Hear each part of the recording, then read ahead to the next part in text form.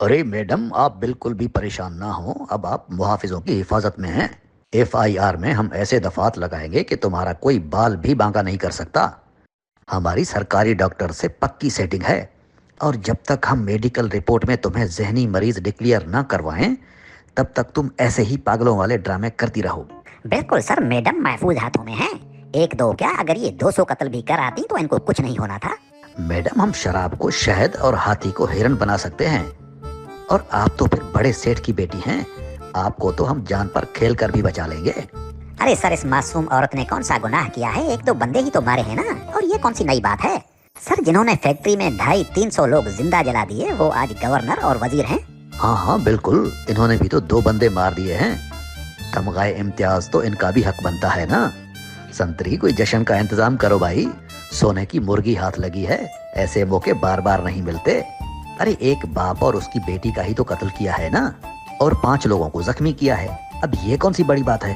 हाँ सर, आप बिल्कुल ठीक कहते हैं। सारा कसूर मैडम की लैंड क्रूजर के नीचे आकर जान भाग होने वाले बाप और बेटी और जख्मी होने वालों का है। उनके खिलाफ पर्चा होना चाहिए सर। और वैसे भी सर, रास्ते में लाखों कीड़े मकोड़े चलते फिरते हैं, तो अब क्या मैडम उन कीड़े मकोड़ों की वजह से अपने शौक और शिकार करना छोड़ देगी? अरे इनके पास अमेरिका और यूरोप के ड्राइविंग लाइसेंस हैं भाई। अमीर जादियां हैं। अगर शराब के नशे में धुत होकर 7 बंदों को लुढ़का दिया तो कौन सी कयामत आ गई? ये सब दौलत का नशा है संतरी। सर चढ़कर बोलता है ना। सर, तो क्या अगर यही सरफिरी औरत फॉरेन में होती और इस तरह सड़कों पर राहगीरों को कुचलती होती, तो क्या उसे हमारे मुल्क की सरकारी अस्पतालों की तरह किसी सरकारी अस्पताल से जहनी मरीजा का सर्टिफिकेट बनवाकर उसे आजाद करवा दिया जाता? अरे गोरे इतने बेगैरत नहीं है भाई कि किसी कातिल को इस बिना पर छोड़ दें कि कोई बड़े सेठ की बेटी, बीवी या रिश्तेदार है।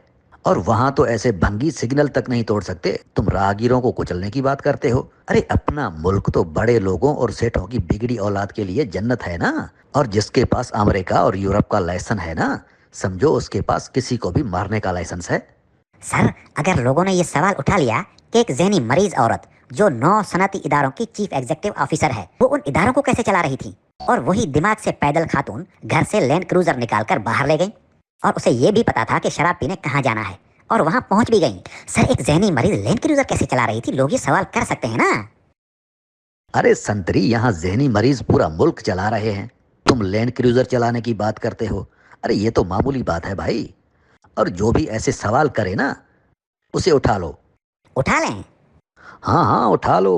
सर, और जो बेचारे मैडम की लैंड क्रूजर के नीचे आकर जान भाग हुए या शदीद जख्मी हुए, उनका क्या होगा? अरे सेठ की बेटी है।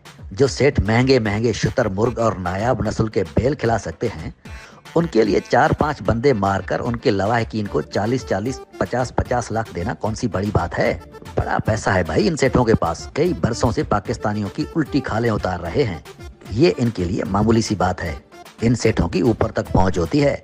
ये सब डॉक्टर्स, पुलिस और अदालतों तक को खरीद सकते हैं। हाँ सर, आप ठीक कहते हैं। ये 40-40, 50-50 लाख तो मरने वालों ने कभी अपने ख्वाब में भी नहीं देखे होंगे। सर, अगर मरने का खौफ ना होता ना, तो मैं भी खुद को मैडम की लैंड क्रूजर के नीचे दे देता। सर, वैसे भी हमारे मुल्क की आबादी और महंगाई हद से ज्यादा बढ़ गई है।